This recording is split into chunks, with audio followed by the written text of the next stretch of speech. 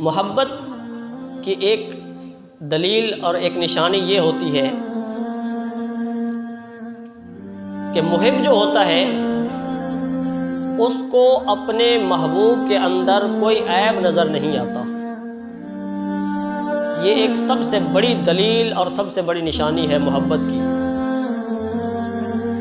कि जिस बंदे को जिस चीज़ से मोहब्बत हो जाए फिर उस चीज़ में कोई ऐब नज़र नहीं आता, और जिसको ऐब नज़र आ जाए नुक्ता चीनी करे, ऐब निकाले, समझ लो कि इसको उस चीज़ से मोहब्बत नहीं है। क्योंकि जहाँ मोहब्बत होती है वहाँ ऐब नहीं होता, वहाँ पर एतराज़ नहीं होता।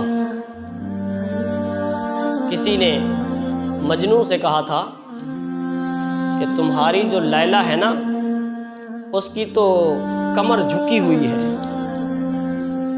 कुबड़ी जिसको कहते हैं, उसकी तो कमर झुकी हुई है, और तुम कहते हो कि वो बड़ी हसीन और जमील है, उसकी तो कमर ही झुकी हुई है।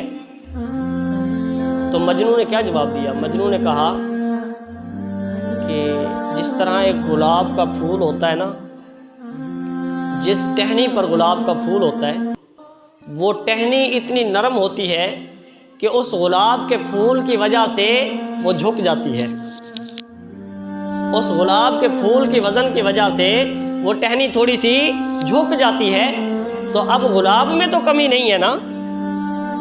उसने ये मिसाल देकर कहा कि मेरी जो लैला है उसका जो सर है ना, सर चेहरा जो है ये गुलाब के फूल की मानद है, और वो इतनी नरम और नाजुक है कि वो अपना सर का वज़न यानी इस फूल का वज़न भी नहीं उठा सकती, और उसकी गर्दन थोड़ी सी झुकी हुई है। ये ऐब नहीं है, ये तो उसका मज़ीद हुस्न है, ये तो हुस्न में इजाफा है। मकसद क्या है कि जिसको जिसके साथ मोहब्बत होती है अगरचे उसमें कोई ऐब हो फिर भी उसको ऐब नज़र नहीं आता, बल्कि वो चीज़ भी बतौर खूबी नज़र आती है। ये मोहब्बत की सबसे बड़ी दलील है। और हम अहले सुन्नत व जमात का तुर्रा इम्तियाज़ क्या है? सबसे जो तुर्रा इम्तियाज़ है ना वो यही है कि अहले सुन्नत व जमात को आशिक रसूल जमात कहा जाता है, मोहब्बत मुस्तफ़ा वाली जमात कहा जाता है, इश्क मुस्तफ़ा वाली जमात। अगर हमें ताना भी मिले ना तो यही मिलता है, लो जी आशिक रसूल है।